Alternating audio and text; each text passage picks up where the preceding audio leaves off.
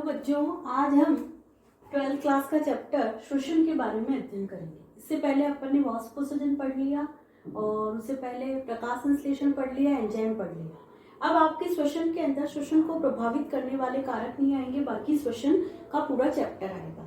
तो इसके बारे में आज अपन अध्ययन करेंगे। सामान्य भाषा में अगर श्वसन की परिभाषा देखी जाए तो कार्बन डाइऑक्साइड का निकलना और ऑक्सीजन का लेना, दिस इज अ रेस्पिरेशन। लेकिन इसकी अपन कंफर्म डेफिनेशन देते हैं कि रेस्पिरेशन क्या होता है। ठीक है, तो जटिल कार्बनिक पदार्थ, जो भी जटिल ऑर्गेनिक कंपाउंड जो भी बनते हैं, ऑक्सीजन की प्रेजेंट अथवा उसकी अनुपस्थिति में विघटित होकर जब वो कार्बन डाइऑक्साइड और वाटर के अंदर ऊर्जा मुक्त करते हैं, वह क्या कहलाती है? रेस्पिरेशन कहलाती है। इसके अंदर क्या होता है कि जो भी ऑर्गेनिक कंपाउंड होते हैं वो ऑक्सीजन की प्रेजेंट में या ऑक्सीजन नहीं हो तो भी वो क्या बनाते हैं, कुछ CO2 व जल के साथ क्या करते हैं, ऊर्जा को मुक्त करते हैं। यानी कि अपन ने प्रकाश संश्लेषण में देखा कि कुछ कार्बनिक पदार्थ बनते हैं और रेस्पिरेशन में इन कार्बनिक पदार्थों का विघटन होता है, तो ये कहलाता है रेस्पिरेशन। इसमें क्या होता है कि जब ऑक्सीजन प्रेजेंट होती है तो कार्बन डाइऑक्साइड और जल बनते हैं कार्बनिक पदार्थों के विघटन से, और जब ऑक्सीजन प्रेजेंट नहीं होती है तो इसके अंदर मेथनॉल बनता है और कार्बन डाइऑक्साइड निकलती है। ये एथेनॉल C2H5OH ये अल्कोहल है, और इसके अलावा ऑक्सीजन प्रेजेंट होती है तो CO2 और जल बनते हैं। तो ये समीकरण आपको याद करनी है। इसके अंदर कुछ ऊर्जा मुक्त होती है, जैसे ऑक्सी शोषण है तो ज्यादा ऊर्जा मुक्त होगी और अनॉक्सी शोषण है तो ऊर्जा कम मुक्त होगी। जो ऑक्सी शोषण होगा तो उसके अंदर 686 किलो कैलोरी ऊर्जा मुक्त होती है, जबकि अनॉक्सी शोषण के अंदर 56 कैलोरी ऊर्जा मुक्त होती है। श्वसन की क्रियाधार, श्वसन अभिक्रिया में भाग लेने वाले उच्च ऊर्जा युक्त पदार्थ जो ऑक्सीकृत होकर ऊर्जा मुक्त करते हैं, श्वसन के क्रियाधार कहलाते हैं।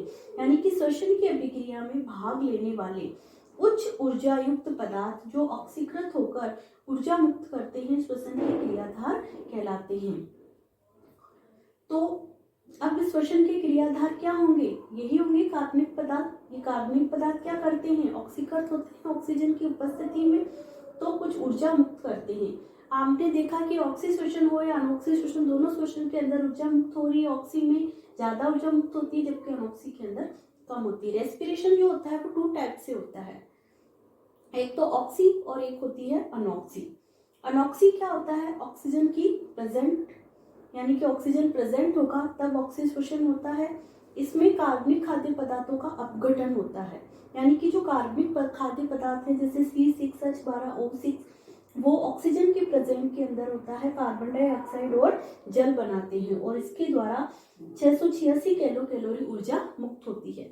इसके अलावा जब ऑक्सीजन प्रेजेंट नहीं होती है तो वो एथेनॉल बनाते हैं और इसके द्वारा 56 किलो कैलोरी ऊर्जा मुक्त होती है। तो श्वसन जो होता है वो कार्बनिक पदार्थों का विघटन है ऑक्सीजन की प्रेजेंट में और ऑक्सीजन की अनुपस्थिति के अंदर। और 2 प्रकार के शोषण होते हैं, ऑक्सी शोषण और अनॉक्सी शोषण, जिसमें एक में जो होता है कार्बन डाइऑक्साइड और जल बनता है और अनॉक्सी शोषण के अंदर एथेनॉल का निर्माण होता है। इसके आगे अपन देखते हैं कि जब ग्लूकोज, अपन ने पढ़ा था ग्लाइकोलाइसिस, जिसमें ग्लूकोज से पायरुविक अम्ल का निर्माण होता है। पायरुविक अम्ल जो होता है वो ऑक्सीजन की अनुपस्थिति और ऑक्सीजन की प्रेजेंट में अलग अलग पदार्थ बनाता है। ये जब ऑक्सीजन की प्रेजेंट होती है तो साइटोप्लाज्म के अंदर ये एथेनॉल बनाता है, और जब ऑक्सीजन की उपस्थिति होती है तो ये माइटोकॉन्ड्रिया में ऑक्सीडेज डीकार्बोक्सिलेज एंजाइम पाया जाता है, जिसकी उपस्थिति में ये एसिटाइल को एंजाइम से क्रेब्स साइकिल में प्रवेश करता है। प्रकाश संश्लेषण में अपने पढ़ा था कैसे कि इसमें एसिटाइल को एंजाइम से क्रेब्स साइकिल स्टार्ट होता है, वहां पर जाकर ये कार्बन डाइऑक्साइड और जल में परिवर्तित होता है और इसमें 686 किलो कैलोरी ऊर्जा मुक्त होती है। इस प्रकार ये हो गया ऑक्सी और एक अनॉक्सी शोषण। अब एक आगे अपन देखते हैं कि ऑक्सी और अनॉक्सी में क्या अंतर है। ऑक्सी और अनॉक्सी के अंदर अपन अंतर देखते हैं।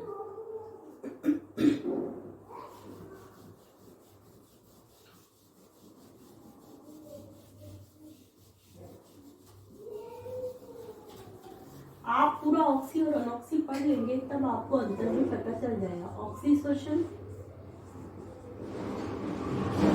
और अनऑक्सीशोषण।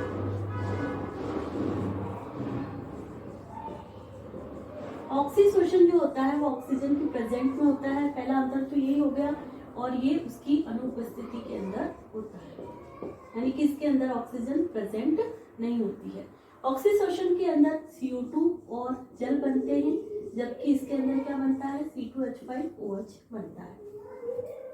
ठीक है, ये कोशिका द्रव्य में संपन्न होती है, ये कोशिका द्रव्य में फिर माइटोकॉन्ड्रिया के अंदर ये क्रिया संपन्न होती है। इसमें कुछ एंजाइमों की आवश्यकता कम होती है, लेकिन इसमें एंजाइमों की आवश्यकता होती है। इसमें ऊर्जा अधिक मुक्त होती है, इसमें ऊर्जा कम मुक्त होती है।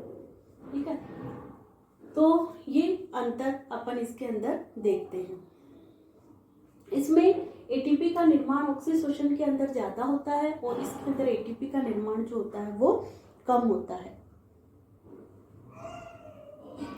ये अनऑक्सीशोषण, ऑक्सीशोषण हर प्राणी के अंदर जो ऑक्सीजन की उपस्थिति में शोषण करते हैं उसके अंदर पाया जाता है, लेकिन अनऑक्सीशोषण जो होता है उच्च जीवों के अंदर ही पाया जाता है।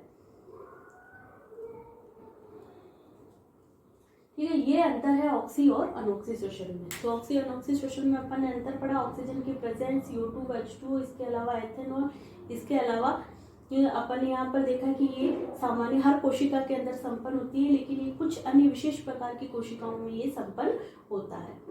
इस प्रकार ये ऑक्सी और अनऑक्सी हो गया। शोषण की परिभाषा हो गई, 2 टाइप्स के अंदर रेस्पिरेशन हो गए, ऑक्सी और अनऑक्सी। इसके आगे हम देखते हैं। धन्यवाद। आगे हम देखते हैं कि श्वसन का स्थल क्या है। श्वसन का स्थल है माइटोकॉन्ड्रिया। माइटोकॉन्ड्रिया श्वसन का प्रमुख स्थल होता है। ऑक्सीशोषण माइटोकॉन्ड्रिया के अंदर होता है, अभी अपन ने पहले पढ़ा था। और ऑक्सीशोषण के 2 चक्र होते हैं, क्रेब्स चक्र और ईटीएस साइकिल। इसके दोनों चक्रों के थ्रू ही ऑक्सीशोषण कंप्लीट होता है। माइटोकॉन्ड्रिया की बात करें तो माइटोकॉन्ड्रिया के बारे में मैंने आपको पहले भी बता रखा है। माइटोकॉन्ड्रिया जो होता है वो दोहरी झिल्ली युक्त कोशिकांग होता है। इसके अंदर इस तरीके की संरचना पाई जाती है, जिन्हें किस्टी कहा जाता है। ये बाहरी भित्ति होती है, बाह्य भित्ति जिसे अपन बोलते हैं। इसके अंदर ये आंतरिक भित्ति होती है।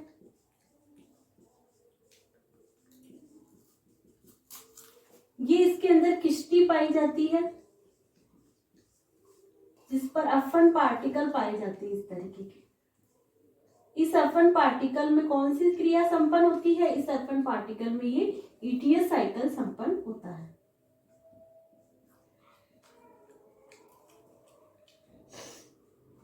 ये F1 पार्टिकल होते हैं। इसके अलावा ये जो होता है मैट्रिक्स होता है, ठीक है। इसके अंदर एटीपी, इसके अंदर ये मैट्रिक्स होता है, और इसके अंदर क्या होता है कि ये क्रेब्स साइकिल संपन्न होता है। इसके अलावा इसके अंदर जो होते हैं कुछ एंजाइम भी पाए जाते हैं। इसके अलावा NADP,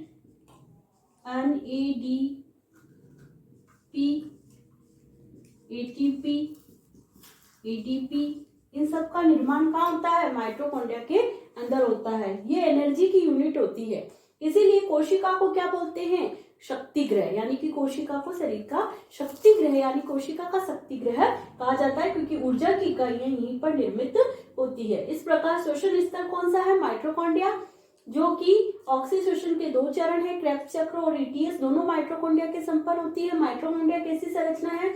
दोहरी झिल्ली युक्त कोशिकांग होता है। इसके अंदर एक बाह्य भित्ति और आंतरिक भित्ति पाई जाती है। इसके अलावा इस तरीके की अंगुली नुमा संरचना पाई जाती है, जिन्हें किस्टी कहा जाता है, जिसके ऊपर F1 पार्टिकल पाई जाती है। इस F1 पार्टिकल में ईटीएस संपन्न होता है। इसके अलावा इसके अंदर कोशिका द्रव्य भी पाया जाता है। इसके अलावा इसमें ऊर्जा की इकाइयां NADP, ATP और ADP का निर्माण भी होता है। तो ये अपना हो गया माइटोकॉन्ड्रिया।